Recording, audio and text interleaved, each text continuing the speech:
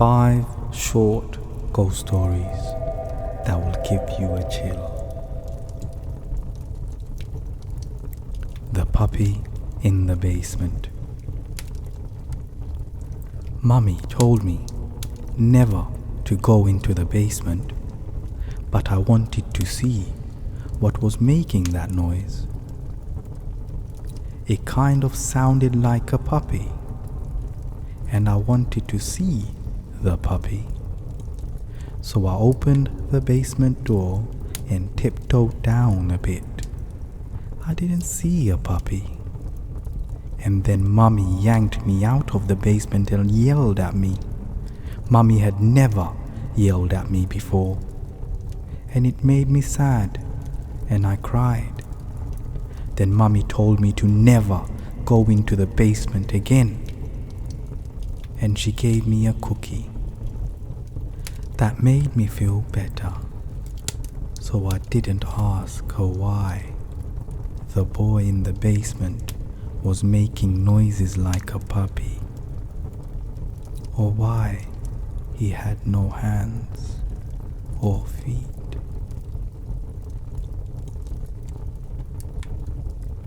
Nunchucks.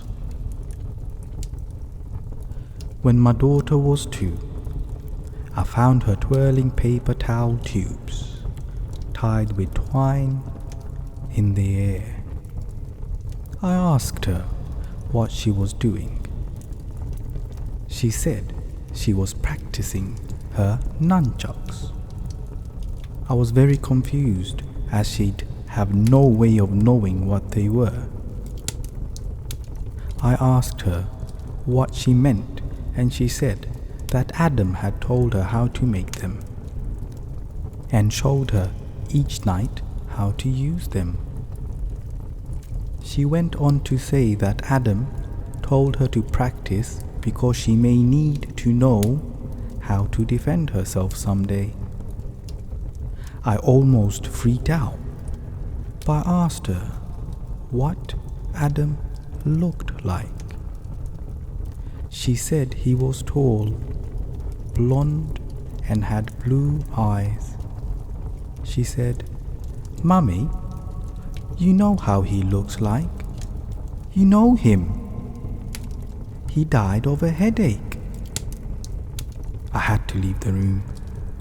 You see, 4 months before she was born, my tall, blonde, blue-eyed, martial arts pro friend had died of a brain aneurysm at the age of 27. She has not spoken of him since that day, so I'm not sure if I scared her with my reaction or if she had completed her lessons. There's someone under my bed. I begin tucking him into bed, and he tells me, "Daddy, check for monsters under my bed." I looked underneath for his amusement and see him, another him, under the bed, staring back at me, quivering and whispering, "Daddy, there's somebody on my bed." The chair. When my sister Betsy and I were kids, our family lived for a while in a charming old farmhouse. We loved exploring its dusty corners and climbing up the apple tree in the backyard. But our favorite thing was the ghost. We called her Mother because she seemed so kind and nurturing. Some mornings Betsy and I would wake up, and on each of our nightstands we'd find a cup that hadn't been there the night before. Mother had left them there, worried that we'd get thirsty during the night. She just wanted to take care of us. Among the home's original furnishings was an antique wooden chair which we kept against the back wall of the living room. Whenever we were preoccupied, watching TV or playing a game, Mother would inch that chair forward across the room towards us. Sometimes she'd manage to move it all the way to the center of the room. We always felt sad putting it back against the wall. Mother just wanted to be near us. Years later, long after we'd moved out, I found an old newspaper article about the farmhouse's original occupant, a widow. She'd murdered her 2 children by giving them each a cup of poisoned milk before bed. Then she hung herself.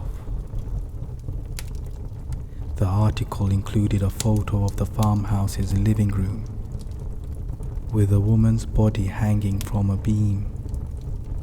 Beneath her, knocked over, was that old wooden chair, placed exactly in the center of that room.